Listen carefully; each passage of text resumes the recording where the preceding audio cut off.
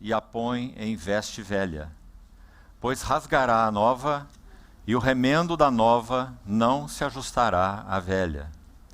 E ninguém põe vinho novo em odres velhos, pois o vinho novo romperá os odres, entornar-se-á o vinho, e os odres se estragarão.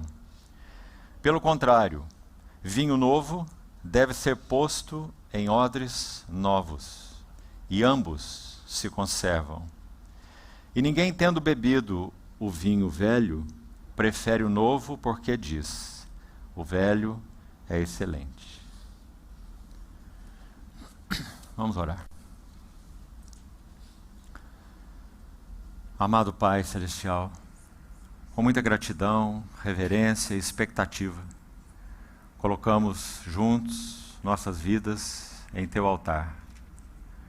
Suplicamos que pela Tua graça, fidelidade, estendas Tua mão de misericórdia sobre nós reunidos nessa noite. Carecemos de profunda habilitação do Teu Espírito Santo para que tenhamos compreensão espiritual da Tua palavra. Por isso, Senhor, abre os olhos do nosso entendimento.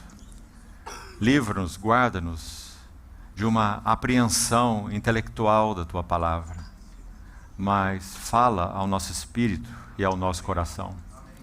Assim nós colocamos Tua palavra aberta nas Tuas mãos, confiando inteiramente nas Tuas provisões. Em nome do nosso Senhor Jesus, oramos. Amém.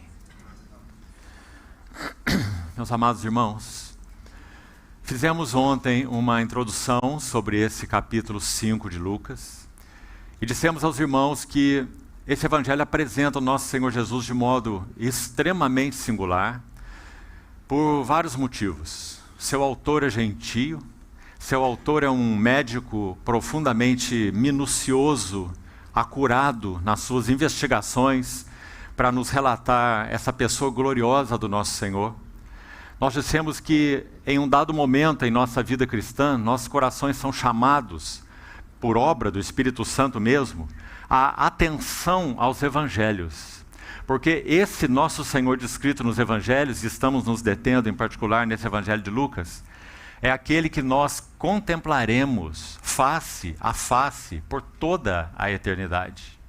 Então, que privilégio é o nosso de conhecermos o nosso Senhor Jesus nos evangelhos de tal forma, em 4 faces, destacado aqui no evangelho de Lucas como esse homem segundo o coração de Deus, de um modo que nós não poderíamos vê-lo em nenhuma das epístolas. Nenhuma das epístolas. Já que o foco principal das epístolas é falar sobre a glória do Cristo ressurreto.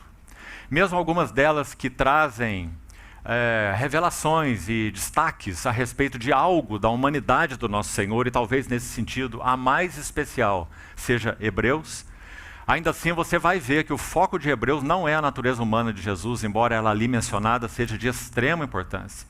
Mas o foco do livro de Hebreus é o ministério sumo sacerdotal celestial de Cristo. Aquele que vive para interceder por nós, assentado à destra da majestade nas alturas, que é mencionado no livro de Hebreus, que possivelmente tenha o próprio Lucas como autor, é mencionado 5 vezes, assentado à destra da majestade nas alturas. Então, quando nós vamos aos evangelhos, nós vamos ver esse homem, o Filho amado em quem Deus tem todo o seu prazer, andando sobre a terra, e então expressando quem Deus é, por um lado. Por outro lado, quem ou o que o homem deveria ser. Meus amados irmãos, bastam essas 2 últimas frases para o nosso coração ser levado aos evangelhos. Deus revelado em carne. Deus manifestado na carne. Revelando plenamente na pessoa de Jesus quem o Deus eterno é, repetindo, e revelando na mesma pessoa quem ou o que o homem deveria ser. E é contemplando a sua glória que nós somos transformados. de glória em glória na sua própria imagem.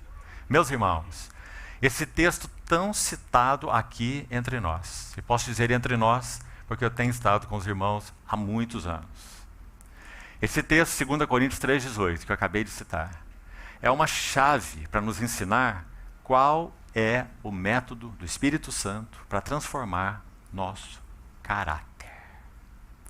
E se há algo que nós precisamos como cristãos, é termos nosso caráter transformado. Carisma não pode nos transformar. Serviço em si mesmo não pode nos transformar. Nós somos transformados de um grau de glória a outro grau de glória. Ontem falamos sobre essa espiral ascendente um pouco. Contemplando, ainda que por espelho, já que não ainda contemplamos face a face, breve virá o dia do cumprimento de 1 João 3, haveremos de vê-lo como ele é. Mas até então, nós contemplamos como por espelho a glória do Senhor. Mas ainda assim, por causa do poderoso e suficiente ministério do Espírito Santo, que tem como alvo receber do que é dele, nas palavras do Senhor, e nolo anunciar.